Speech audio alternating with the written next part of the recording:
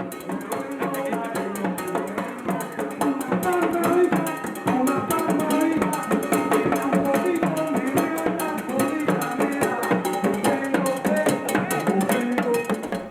used to go to the end of Simonton Street, where the sands is now. There was nothing there. We'd go in the water there and even go up to our knees and throw up fishing lines and catch grunts right there in the water. We didn't even have it near the boat. That's how much fish was abundant here. Or we'd go out and catch some little fighting conchs, take them out, clean them on the beach, and eat them raw. Eat the raw conchs. So we didn't eat raw conchs and drink coconut water. We didn't even have to come home to eat. Stayed swimming all day and playing on the beach. It was like a very neighborly sort of situation, black and white next door. We didn't think that much about discrimination or whatnot. We got along.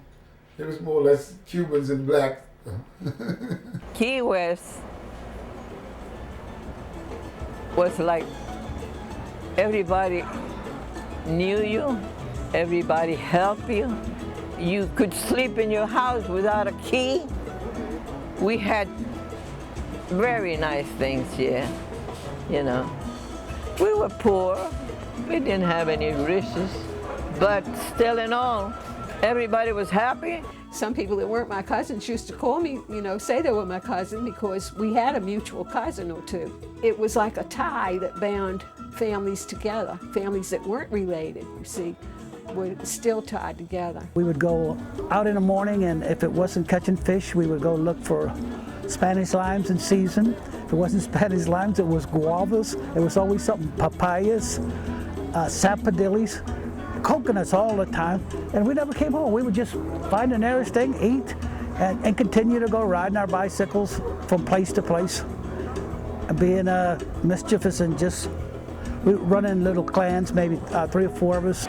Fish was in abundance, all the fruits, and people knew one another. Chickens from your yard went to my yard the next day, and I knew whose chickens were. And it was just a life of honesty, and people weren't very wealthy, you know. My dad paid $3 a week rent in a, sometimes you didn't have the $3. Back then, it was paradise. Today, it isn't. Back then, it was, you knew everybody. And it's true, everybody knew everything. And like they say, they read the paper. They didn't read the paper to find out what was done. They already knew that. They just found out who got caught.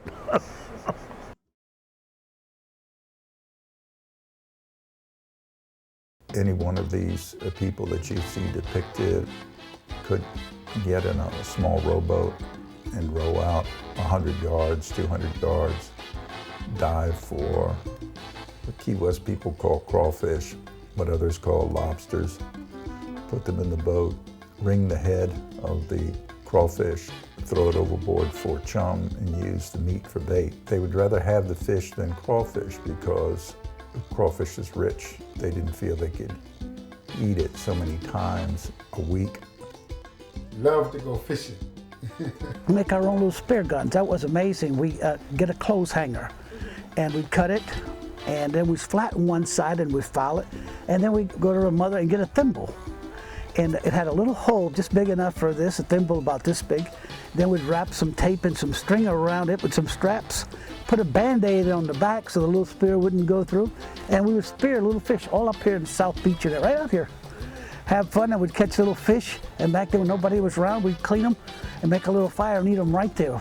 You think if you wanted crawfish, you just went out by the fort and go overboard there, and in a half an hour get all you wanted to eat. Oh, every day we'd go out in the pull out somewhere in the summertime, you know, it's good weather. We'd go get a mess of grunts, come home, clean them and cook them. Fried grunts, beans and corn. I love baked mutton fish, turtle steak, shrimp, crawfish, conchs. We had the best seafood. My daddy liked to go out there on the boulevard at night and catch the little shrimp and sometimes crabs.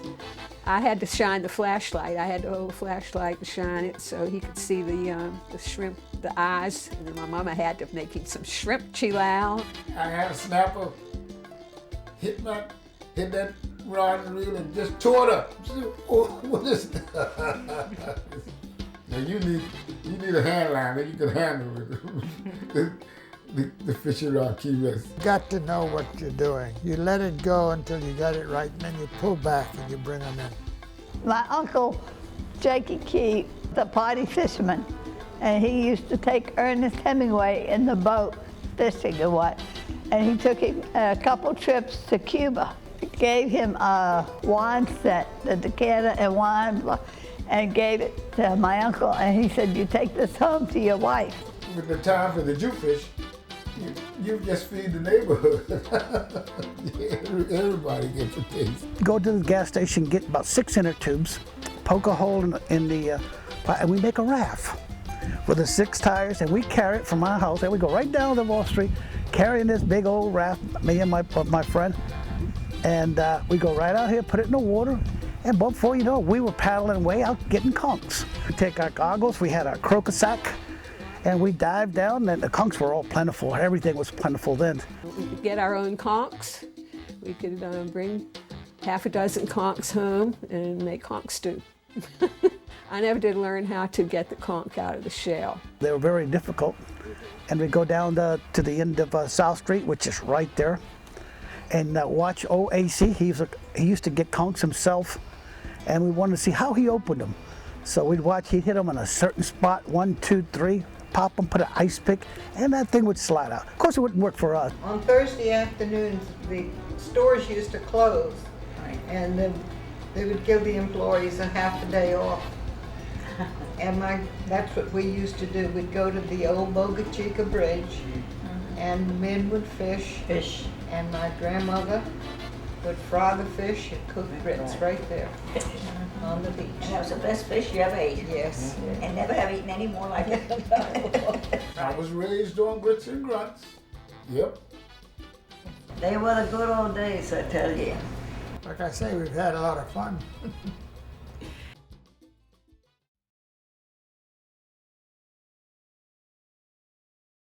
To be in the Keys in Key West, if you have nothing to do with the water, you wouldn't be here. Early in the morning, we'd get to the window. He says, "Are you going swimming?" And the other one said, "If you go, I go." So that was a daily subject talk in the morning. The beautiful natural beach, Rest Beach, it stretched all the way from White Street over to First Street, which is also called Bertha Street. And during the WPA days, during the 1930s, one of the projects was they built cabanas on the beach. I think there were more than 20 of them. There may have been as many as 30. And you could rent a rowboat, you could rent a cabana, like for 50 cents for the whole day. And we used to have big family picnics in the summertime. Well, the whole family would spend the whole day out there, rent a cabana, rent a rowboat, and have a good time. Come home sunburned at night.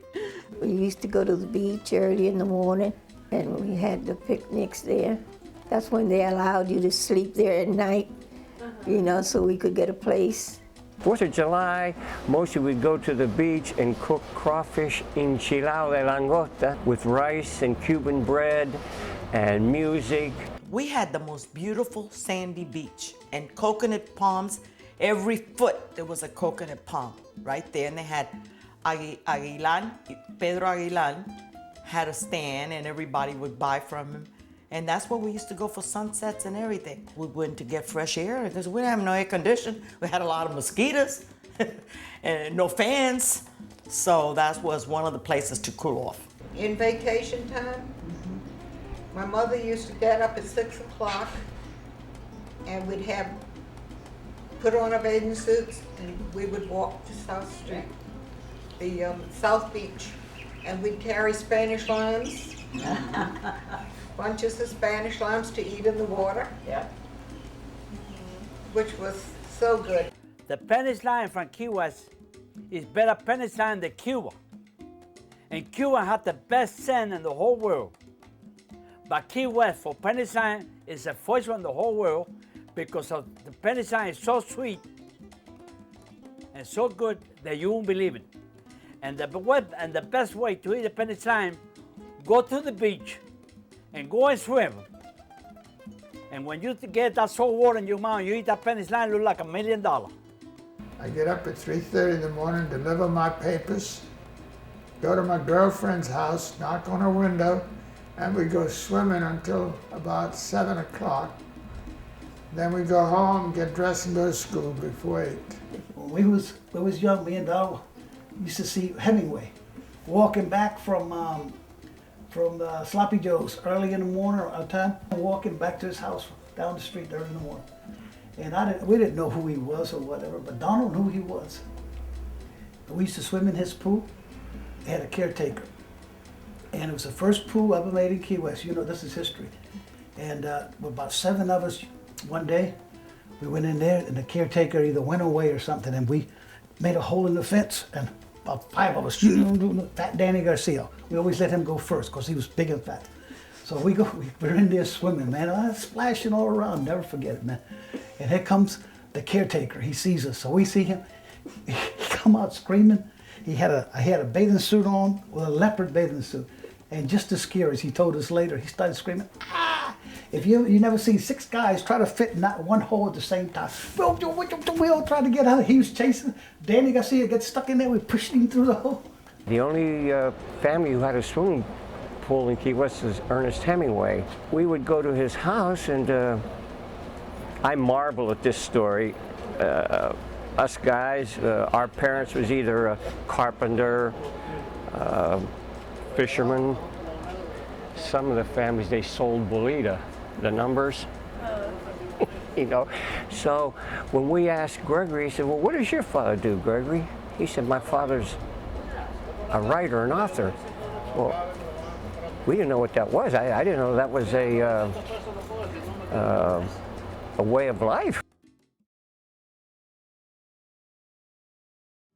Because of the good weather,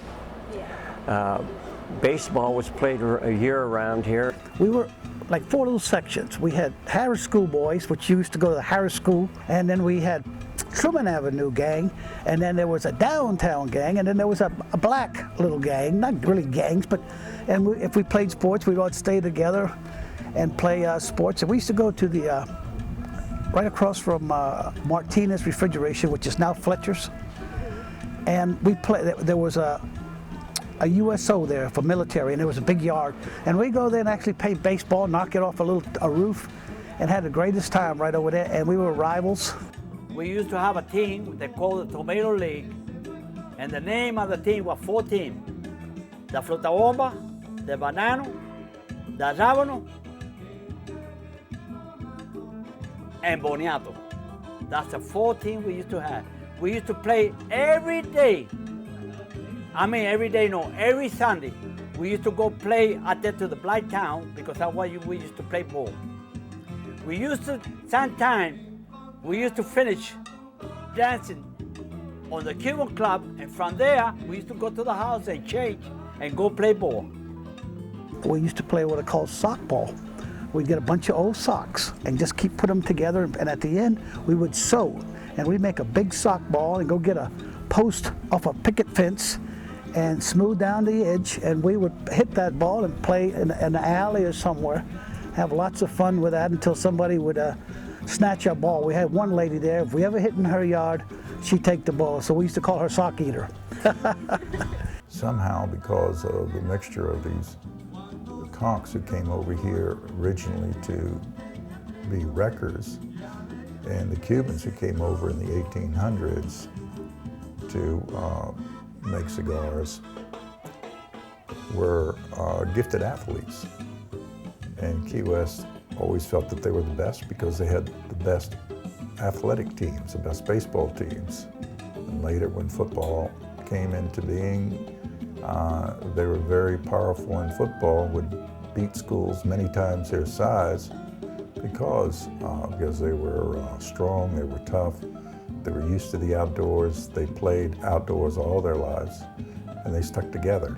and they had fun together, and they played hard together. They played as a team.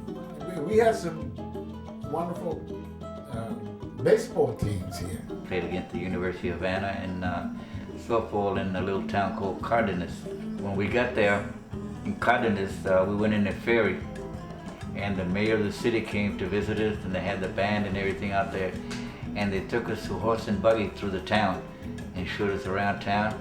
And then the best part about it was that we went to the mayor's office, and the mayor started to give a speech in Spanish, and the guys that around me didn't know Spanish, so they kept saying, "What is he saying? What is he saying? What is he saying?"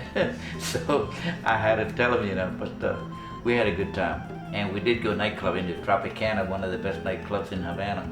We went to that. They had Nat King Cole was there at that time, and we stayed there and visited all those beautiful girls dancing the stages.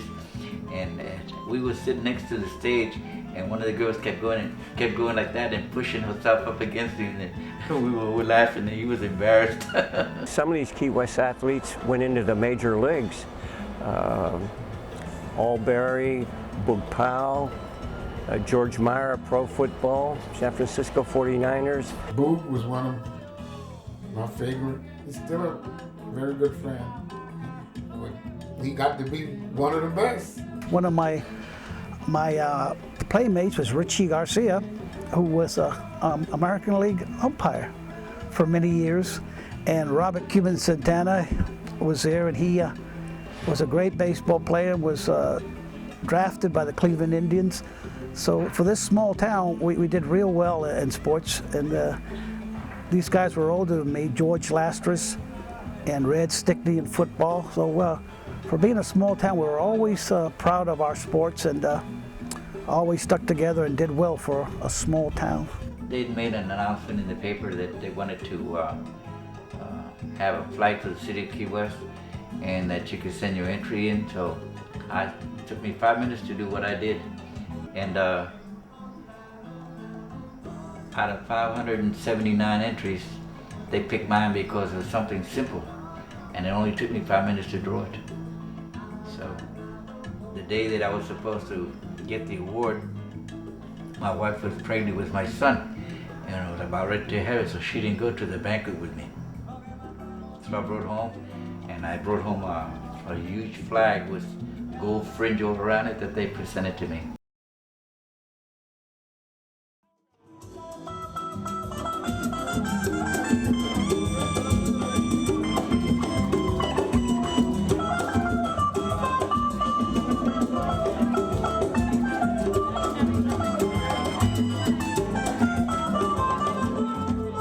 On Saturdays, everybody dressed up with their best Saturday best, men, women, children, and they all walked from the Cuban Club all the way to McCrory's. Used to be on the corner of Eaton and Duval. Walk up and down, and the girls you flirt with you, or you flirt with the boys. Not the matinee, but the early movie. And then when we'd come out, you know, all the people would be promenading up and down Duval Street in their finery. Girls looking for boyfriends. It was a custom that got started, and it continued. And the women would be shopping, and the man will stand outside talking, and everybody say hi to everybody, walking there. Then they walk down the other side of the street. People going to Crest, the women, and they go shopping. And you get to meet everybody in Key West. You knew everybody. I worked in Crest. Crest was the 5 and 10 cent store. They sold everything, clothes and toys. I used to go before I was married with my friends. You know, our trip was from Crest to Zacarias. Zacarias was a man who had a sandwich stand, and everybody used to go there because it was cheap. A lot of girls caught sail boys by promenading on the Duval Street on Saturday nights. The big payroll in Key West was the naval station. Most of our parents worked in the submarine base and naval station. We spent some of our time fighting with the sailor boys too. What really happened with the sailor boys is there were so many of them, and we only had a certain amount of girls here. So the high school might have, you know, back at the time we maybe had 1,000 kids and 400 girls, and then they had 4,000 sailors in one ship. You know, so it was like the girls had like 10, 15 guys to one. Oh, and they enjoyed it too. That was a big thing. First of all, I would go walking for my date and walk to the Strand Theater, which is now going to be, I think a Walgreens is going to. So, yeah, walking to the Strand Theater, and after the show, walk to Cigarmaker, get the ice cream, Cuban sandwich. That was a big thing. Then walk her home. I usually be working Saturday nights because my dad would stay open until the last show at the Strand Theater. I worked over there as a water boy. Got to see Sally Rand doing her dance once. So I think that got me more or less into the music. I was 14, 15, I guess. If you haven't seen Sally Rand do, I think she was just beautiful. It was almost like a nude act, but you watch the bubble. It's like a heavenly thing. Oh yeah, I played all around town. Gee whiz, yeah. I played the Cas Marina. I remember working as a pot washer over there when the war was on, and then the next time I said, well, that's an accomplishment from pot washing. Now I'm playing music over here to the Cas Marina. They used to have like a dinner on Saturday and Wednesday on the patio. So they had to have a band. And then was a bar, which was very famous. They used to call it the Bird Cage. Very small bar, but there was a cage on the ceiling. Everybody knows I'm going.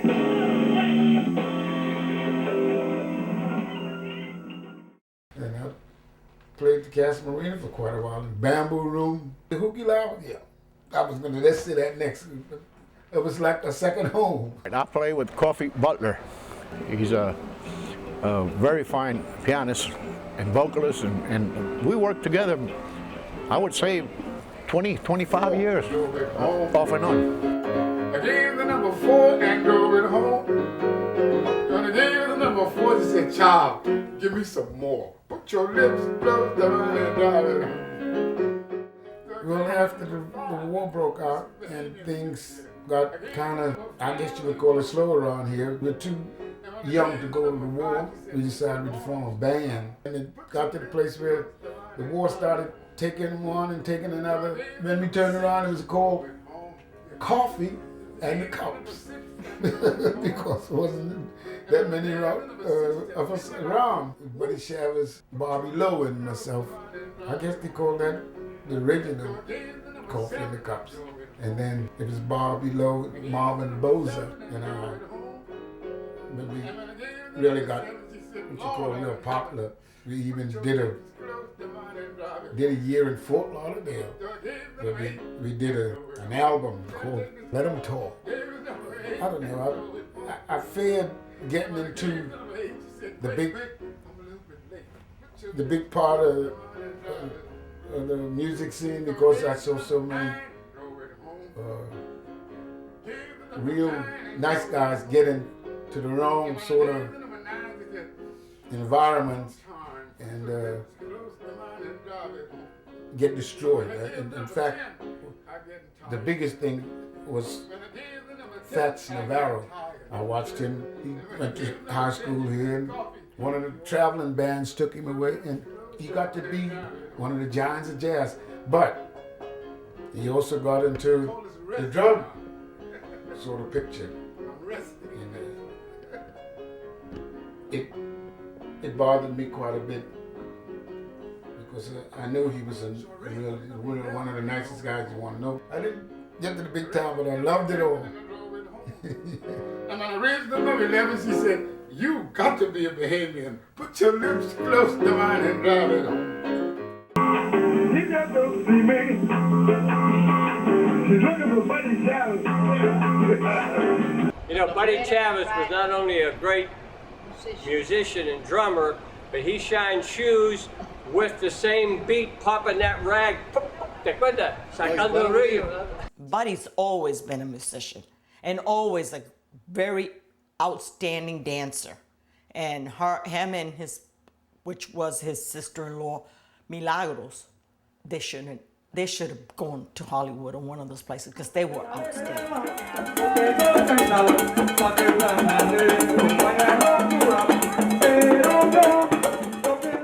Milagro used to dance. We had it right at the La Concha. Right. We used to be there every Saturday.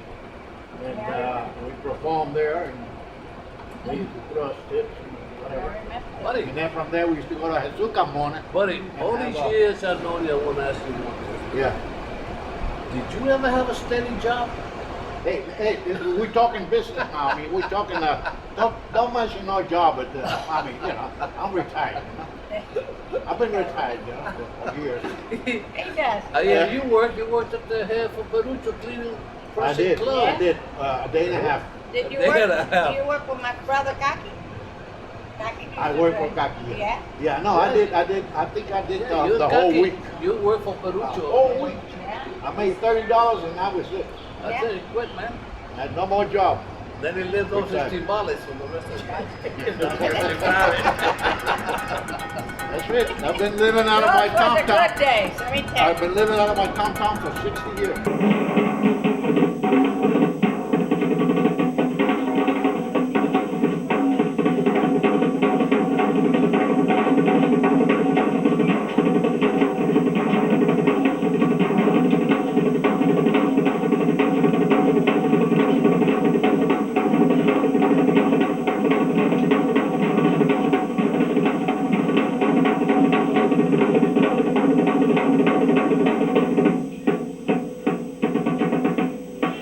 Before I was a drummer, I was a dancer. Like I say, you know, I was standing in the corner one day, and there was a little group playing, and Milagro Chavez, Rivera, before getting married to my brother, and she was dancing, and I was just looking at her, and all of a sudden she grabbed me and said, "Let's dance." I said, "Well, I don't know how to dance." She said, "You know, you got the talent for it. You got the rhythm." We used to go down to La Concha, right on the sidewalk, and at that time, we probably had 12 tourists in Key West a week, but we had a lot of local people.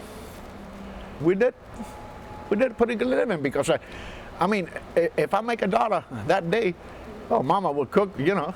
I went to a movie which I had the privilege of telling him this story. His name was Gene Cooper. Was one of the best drummers in the world.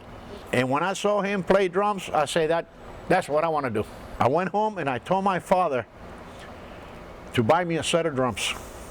And my father said, "Son, I can't buy you no set of drums. I make $14, $15 a week." Well, I say, "Well, I'm shining shoes now. If I can save 50 cents a day, I'll probably get it to buy a set." I used to go to my friend's house. They had a set of drums. So my practice, I used to go to their house. But somehow it grew on me. It grew on me, and I can feel that swing. You know, I can feel. I knew that I could be a drummer. And then I have my drums. It wasn't a set like today. Kids have a set of $2,000. I mean, you know, with that $50 set, I can make people dance. So from there, I went to work at the State Inn Bar, which is today the Rick's, next to it. So I got a job making $48 a week. Now, $48 a week, that was in 1949. That was good money, you know? Very good. When I was there, all my friends gathered and all that because they introduced me to Daniel Santos, who was a very fine vocalist, very popular in Havana, Cuba. So I was there waiting for him to see if he called me. And all of a sudden he went like that. He said, "Wow," you know, I went there and I did my thing, and he was real happy. He was even dancing when I was playing. And then after that he said, "Buddy, you're leaving with me tomorrow." Before that, I told my mother, I said, "You know, get me some clothes ready and all that, because I know if he hears me play, he's gonna take me with him." But I was like kidding, you know, and in fact, it happened.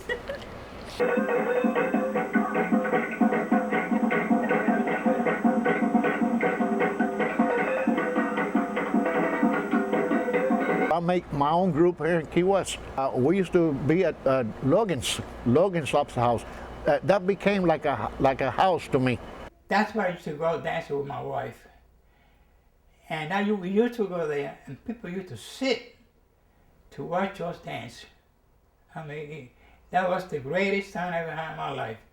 I'm still missing Key West, the real Key West.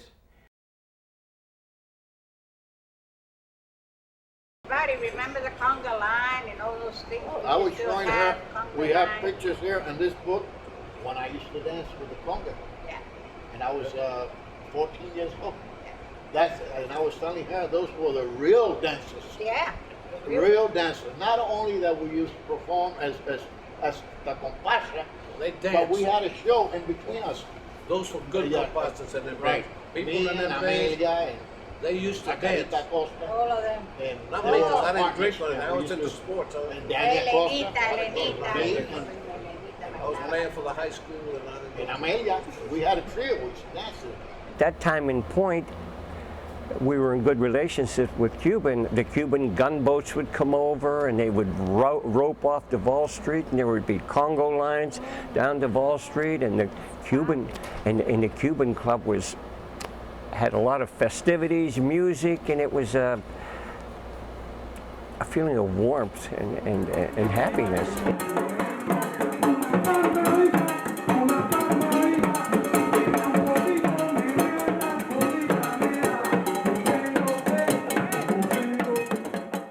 Conga Lines started from the Gulf all the way to almost Atlantic. We would always go up those beautiful stairs up to the Cuban Club. That was where we made the show. We had shows afterwards. A samba or I don't even remember what you call it. It was like a snake dance that we used to do and things like that. We were very young, but it was beautiful. It was just gorgeous. Conga Line that was directed by Rolando Rojas. He needed all the young kids he could get. And believe me, we were many of us because that was it. That was all we had. And that's how I started dancing in the Conga Line. Mm-hmm. And as you see in the pictures, and some of them are younger than others, but the best time was in 1950. That was the best of all the congas we had in Key West. And the skirt was made round. So when you danced, you moved with your skirt, and you held your skirt with your right hand. That's why when you see me dancing, I always pull my skirt up, because I'm used to doing that. But that was the pretty of it.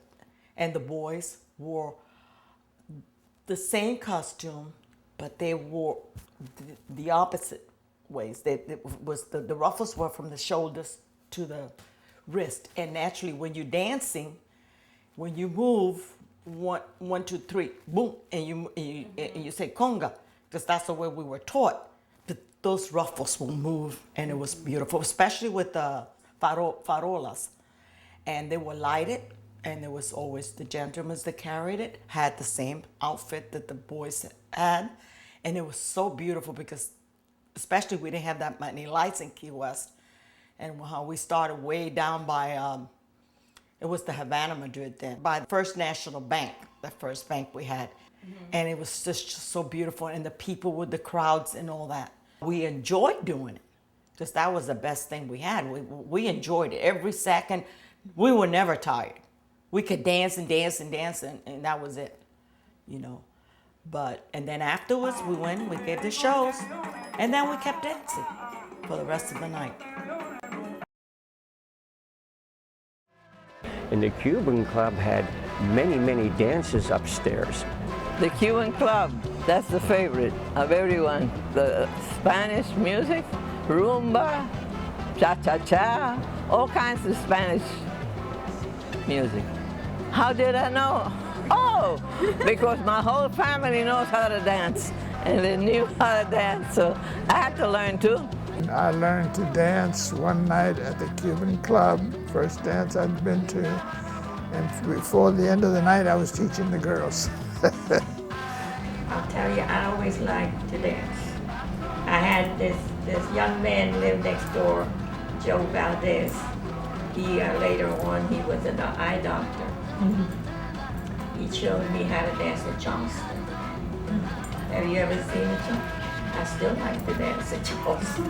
That's all we did was dance. Yeah. And the sweat would be pouring off of us. Right. No air conditioning.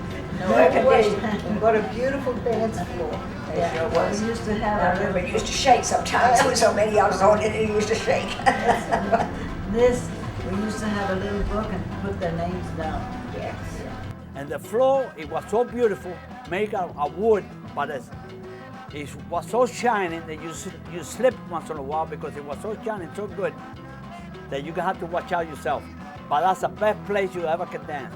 And they used to bring some orchestra there from Cuba, and they used to play there.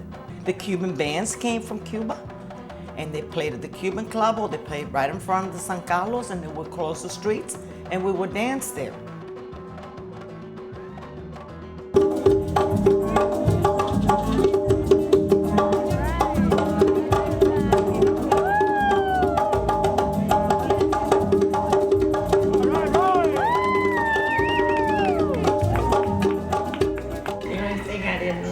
One boy, he smoked. Even though he was young, he smoked, and he used to like to dance with me. And I used to try to hide. And if he called me and I had to dance with him, I had to dance this way. Oh God, so I was smiling. Or in Halloween, it was just beautiful. We didn't go to those dances because sometimes it was by invitations only. And we would sit across the street from the Cuban Club at Felicia's house, Felicia Rueda's house, and we watched all the costumes. But they had beautiful costumes then. And it was just out of this world. Yes, the Cuban Club was really an area of entertainment, Latin music. I used to hang around the bottom. I used to sit in the bar there and having a Cuba Libre or something like that, and play dominoes, something like that. But that was the ideal place, especially on Sunday.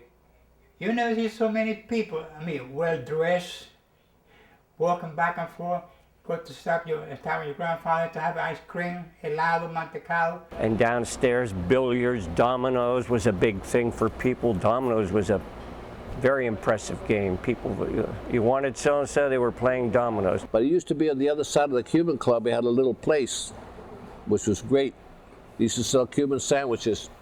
And they'd have a man right down the front with a window, you could see him. He had a big roasted pork, and a big ham and everything, and you could see him cut the ham and put it on your bread, and cut the pork and put it on your bread. Mario Sanchez, the famed artist, was an excellent pool player. He played pool in the Cuban Club, and his cue stick was bent, and they called it El Camello, the camel. Cue stick was it. He was an excellent billiards player, yeah. The old man around there used to teach us young ones a lot of things. And that's when I met your grandfather, met him among those people. I was born in a house right behind this Cuban Club. And as teenagers, there used to be a wall here where we all used to sit here and talk for hours at night. Then, of course, my daddy would whistle and tell me to go home at 10 o'clock. The old man used to come on a cap. His name was Capitan, and he was crippled. And he used to sit here in this corner on a cement wall, and he used to tell us stories about the older days. And my daddy used to hang around here. My grandfather used to hang around here. My great-grandfather used to hang around the Cuban Club. Like you see, there's no one here. On a Sunday morning when I was a kid, everybody was waiting. We had to go play baseball. We had plenty of people here ready to go play baseball. Today, there's no one here. There's not a soul in this place. No one. That's what makes it sad. And last night, they would have had a dance up there. You would have probably seen somebody sleeping there. They got drunk last night from the dance.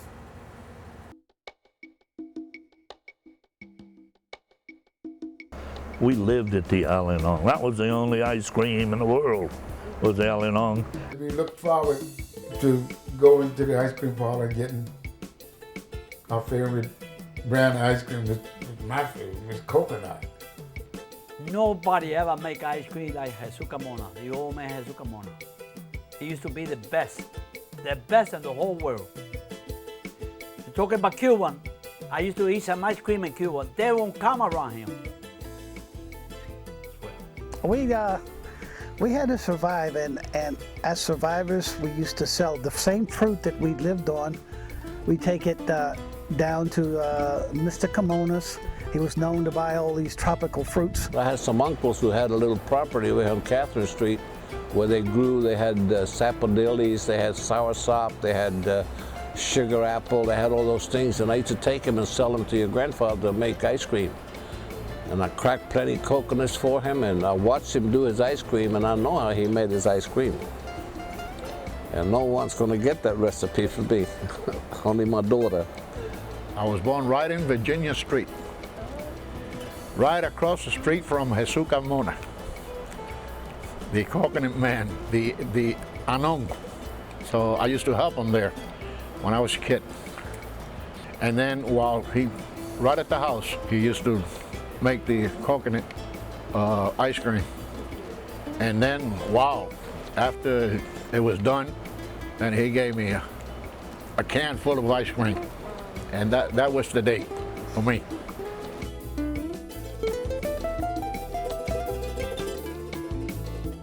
My dad started the business in 27. There was nobody selling magazines and newspapers. Now, one thing that I like to say is that Hemingway came in, because everybody knew everybody in Key West. He came in, he says, I want the New York Times. My dad says, I don't have it, I don't know how to get it. And Ernest Hemingway said, if you want to, I'll call New York. He says, any help I can get, I appreciate it. So he came to his home, called New York, and not only got us the New York Times, but the Herald Tribune, the World Telegram, the New York News, and New York Mirror. And they were brought in by train 2 days late. But we were the only ones that had the newspaper, so it helped the business. And then when Harry Truman came to Key West, he wanted his paper the same day. So they worked out a scheme with National Airlines, and I delivered the paper to Harry Truman every day. I used to go on my bicycle, take the paper to the little White House. Nobody stopped me, but I'm sure they watched me. I opened the door, I'd go inside, and put the paper on the coffee table. I was real proud of that because normally they would stop everybody, check them and everything else, which is normal. Then I went to Georgia Tech, and I went to work for NASA in Langley Field, Virginia. And my dad needed help, so I came back to Key West. I bought a boat, and I went fishing for 25 years.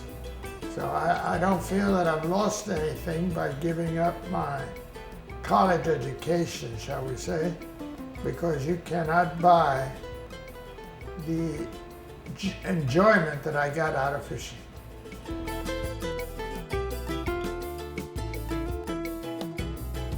My dad was a cigar maker, and he also taught violin and guitar, and he was, like I said, the conductor of a band. So then he'd come home and he'd give lessons, violin lessons or saxophone, piano, whatever. Then from there he used to go to the Monroe Theater and play. He played the violin, and his a friend of his played the piano, Mrs. Piodella. And they would provide the music for the silent movies. And then from there he used to go and play in the nightclub on the boulevard. Road. So he didn't have too much time to sleep. Who's that, Papa? Yeah. He had plenty of time. He had 7 children. I had to get that in. I was thinking the same thing, Tom. I was thinking the same thing. He must have had some time to go there.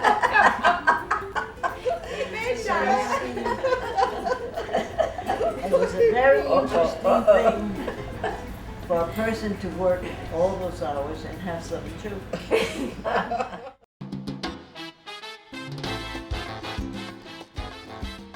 Lou, tell them about the Roosters. Yeah, my fortunate and unfortunate, my family trained these roosters to fight. That was the custom in Key West. Alfredo. Yeah, Alfredo. And they even went to Cuba to bring certain breeds to Key West. Right there in front of the Cuban Club, right there in the corner of Cuban Club, every Friday at 7 o'clock, all the people that used to raise rooster, and they used to have rooster and train rooster, used to come 7 o'clock.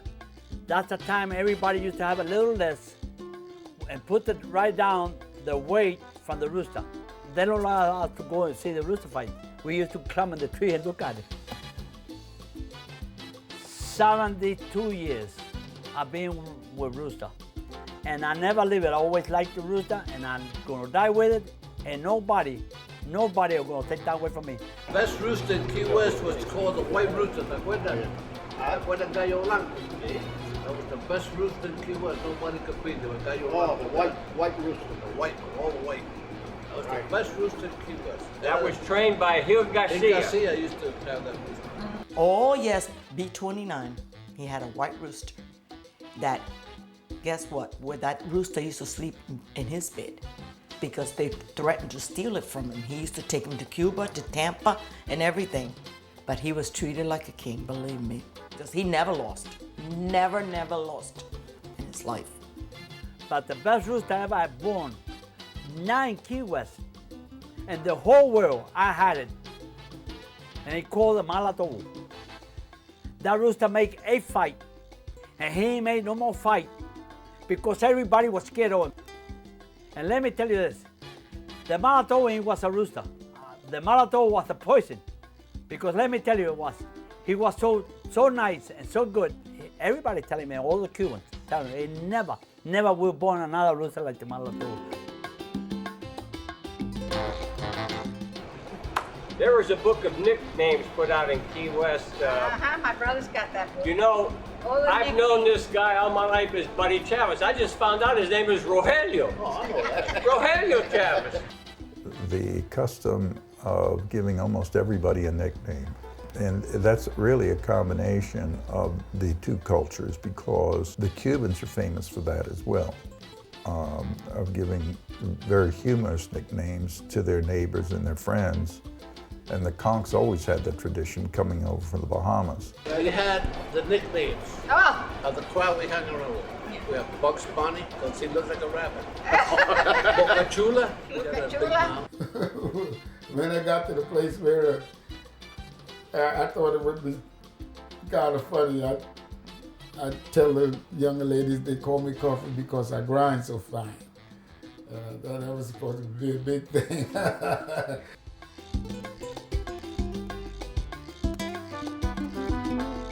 My yaya, you remember my yaya? My yaya won the lottery one time, and he rode a bicycle selling cheap shoes. And when he wants 1441, 1441. Crooked. They used to give it away. Or sell them, Sammy, Black Sammy, remember? Yeah. He used to sell them for 3-4 quarter. 3-4 quarter. And it was already boiled and everything. And the other one that used to go around selling was piduli. They used to sell pidulis. You know what pidulis are? On the stick. On the stick. The lollipop. It's like a toothpick, like. And he'd have different flavors and what, call it 2 for a nickel or something like that? A penny. And then there was a man that used to sell hokey pokey. Hokey pokey, 5 cents a block, made in the shade, sold in the sun. If you ain't got a nickel, you can't get none. It was something like ice cream. It was frozen, and it was like in little squares wrapped in something like parchment paper. I remember they had ice cream, and we used to sell it around the street on a little wagon. Yeah, push cart, yeah. I did that. So I remember they gave me a job, and things were, real bad at that time, like 10 cents was 10 cents. 10 cents. So anyway, he gave me a percentage, I think it was 10 cents every time. At the end of my job, I owe him 30 cents. I ate off of the ice cream. You used to get a broomstick and line it up with the Spanish lime, a bunch of Spanish limes. And there'd be two boys, one on each end, carrying a broomstick with all the bunches of Spanish limes hanging on the broomstick. Hooray, Spanish limes, and we got them sweet, just like a piece of turkey meat. You could run out and buy a bunch of Spanish limes for maybe a nickel. 5 or 10 cents is quite a bit you get for the 5 or 10 cents, because 5 or 10 cents was quite a bit back then.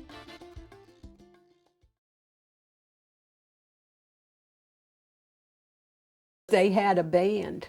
They used to have a big thing. The funerals were a big thing. They were all dressed up in their white finery, white clothes. You'd hear them coming from way down on Solaris Hill. You could hear that band coming, playing the music, leading the parade, the funeral procession.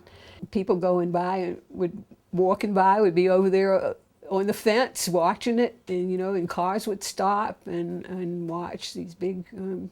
It was a big thing, the black funerals. They had a big celebration. My uncle, Sam Butler, was the leader at one time of that Welter's Corner band. So I know quite a bit about, and they were very serious. Everybody used like to go and listen when they practiced and whatnot, and they were very serious about the music. And they played real solemn going to the graveyard, real solemn, and then coming back, it was like, it's all over, so now let's have fun. It was a bohemian sort of thing coming back. Like they do in New Orleans, yeah. And I remember when they used to have the Junkanoos, that was later, the Junkanoos used to play down on Mallory Square. I think when the cruise ships first started coming in, some of them used to be down there, the Junkanoo band. And one of them died, and so they had the Junkanoo band at his funeral. Oh, that was a big, loud concert right near the fence here. He was buried. Yeah, it's all gone. It's not here anymore.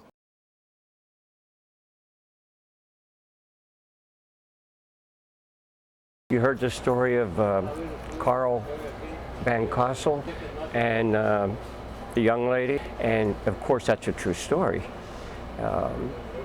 My mother saw her body on display at the Lopez Funeral Home, and her body was in paraffin, waxed. Her arms had piano wires to keep them stabilized, and this guy van Cosel married her and performed a marriage ceremony. But the sun, was going down or just going down.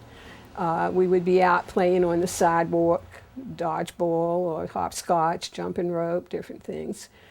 And almost every evening, Van Cosel would come walking down Francis Street in his little white outfit, his little English white shorts and socks and white shirt.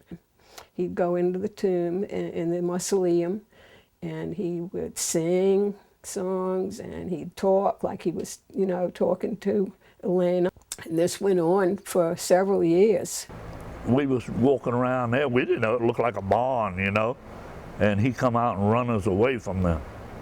And we never could understand why that German, because everybody knew he was German, what that German had in there, because he was building an airplane, you could see that.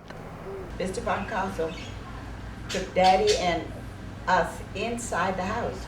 We saw the bed with the mosquito netting. We saw his plane where they said that he kept her there sometime too. Yeah. He transferred her from the beach from the cemetery to the beach on the plane. And we were there at where, at the house where he lived. So I tell you, it was kind of eerie now to think about it. Well, my grandmother, myself, and my husband, we discovered that he had taken her out of that vault. My grandmother always went to the graveyard every day of her life. Right. And she went and noticed that the hasps on the coffin were unlocked.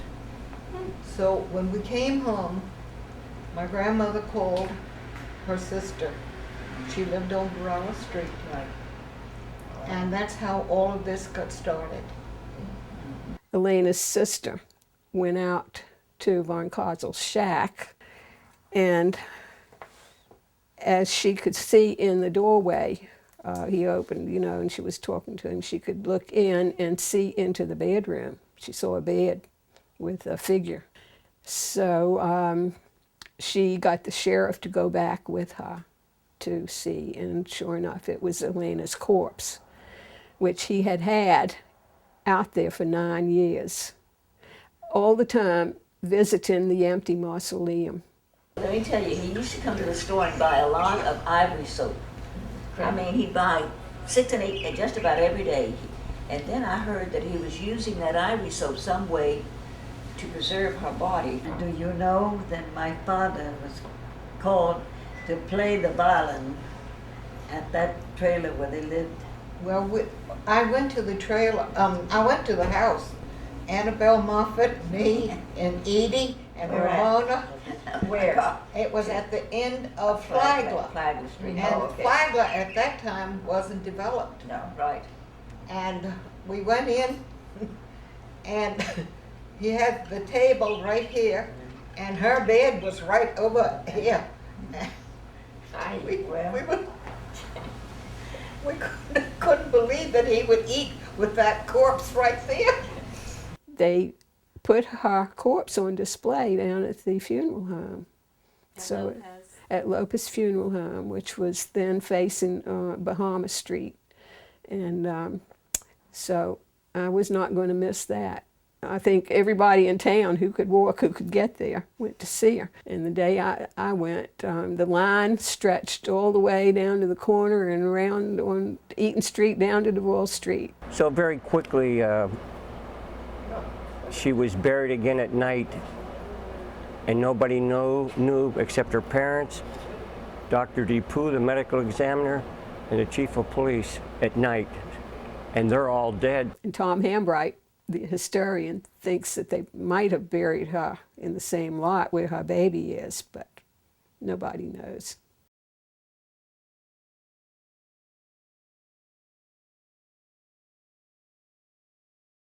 During the Depression now, we did pretty good. My dad had a good job.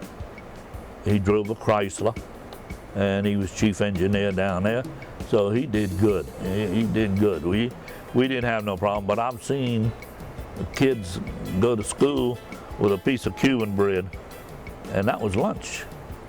During the Depression time, things were so bad here in Key West. It was over the whole country, but Key West was terrible. You get anything. If they say, you want to do this job? Yeah, sure, I gotta do it. I need it.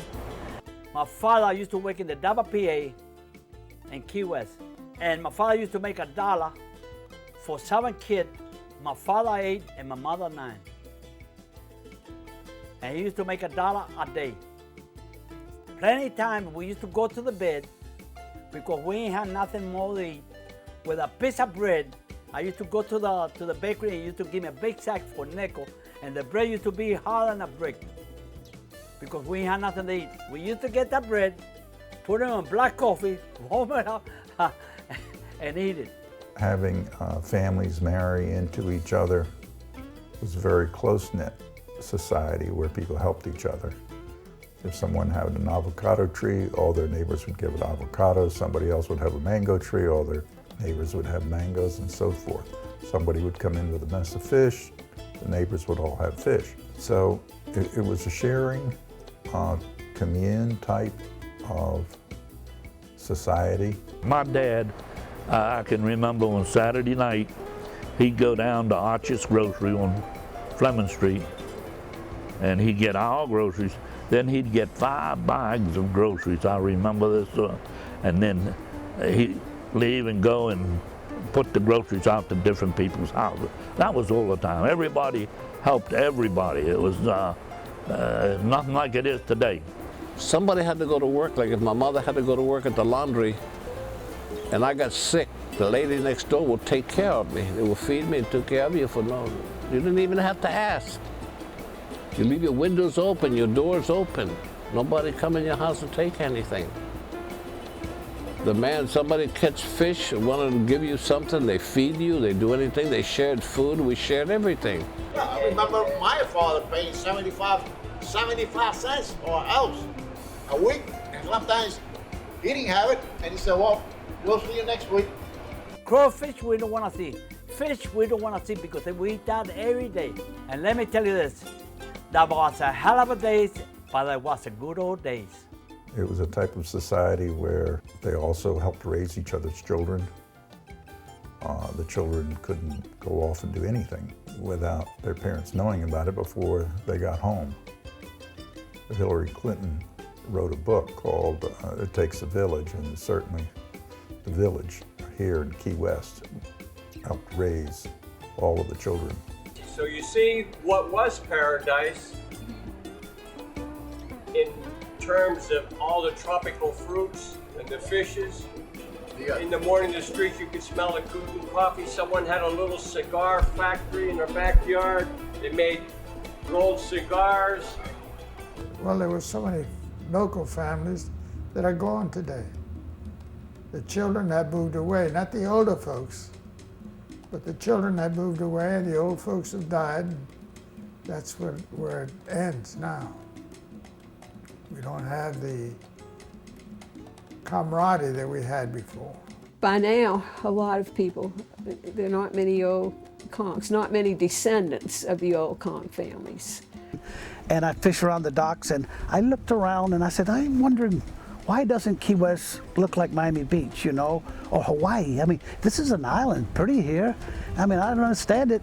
And boy, I no longer opened my mouth, and about 2 years later, they put in the first big place, which was the Pier House. And then gradually, you know, the island started, and gosh, by the end of the 70s, I already saw what was going to happen. And I used to tell people, don't sell your house, rent it. Go up there, if you like it, fine, come back and sell it. But they would. I had a good friend of mine just died up there, and he sold his house on Big Carpet. It was a beautiful home. 6 months later, he was going crazy trying to get back, and he can't afford it. These good people, these good Conchs are scattered about. They always come back to Key West. You always see them when they come back at the local restaurants that serve the Cuban food and the Conch food. That's the first thing they want to do when they come back to Key West. Get a Cuban mix, get some black beans and rice, and eat some of the food that they remember as part of their culture growing up. The main thing is the feeling of the people here for each other. That feeling that started with an island being unto itself, and the independence of the people, and the feeling that they belonged someplace and that each had their own identity, carried over to my day, where there's a special feeling in Key West, a special feeling of love, of affection that people have for each other that you don't find in a lot of other places. Key West is one place where you either hate it or you love it. There's no in between. People who come to Key West, you either hate it or you love it. If I die, we're all gonna die. But this will be my burial place. This one here. And I'm gonna pray. Like I said to you, I love this town. I was born here, and they're gonna plant me here. I'm not going anywhere. This is where I came, this is where I'm going. So I gave the number 8 and go home. Gotta take Mr. California. Gave the number 8 and go home. And when I gave the put your lips close to mine and drive it home. So I gave the number 9 and drove it home. Gave the number 9 and drove it home. And when I gave the number 9, they said, right on time, put your lips close to mine and drive it home. But when I gave the number 10, I getting tired. When I gave the number 10, I getting tired. And when I gave number 10, she said, coffee, the old boy Ben, but put your lips close to mine and drive it home. We call this resting now. I'm resting.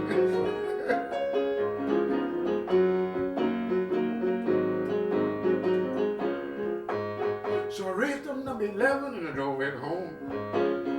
I raised up number 11 and I drove it home. And when I raised up number 11, she said, you got to be a Bahamian. Put your lips close to mine and drive it home.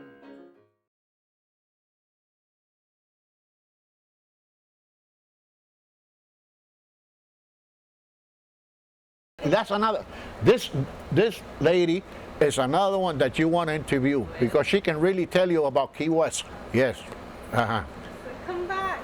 Alicia, yo estoy haciendo un interview aquí, pero que estoy haciendo un interview, ¿tú sabes? Mi maldición. Espérate, no, que te está oyendo todo por la televisión, no hagas. Maldición mía. Mira, te quieren hacer un interview a ti para de Cayo Hueso, que esto es para la gente que sepan. You want to know? I love Key West. What do you love about it? Everything. In the olden days, not Key West today, because the damn Yankees came here and ruined it. You can put that in the book, I don't care. Who put the pepper in the Vaseline? This is who put the pepper in the Vaseline? Who put the pepper in the Vaseline? Oh Lord, nice stand this thing. Let me tell you how this goes. Who put the pepper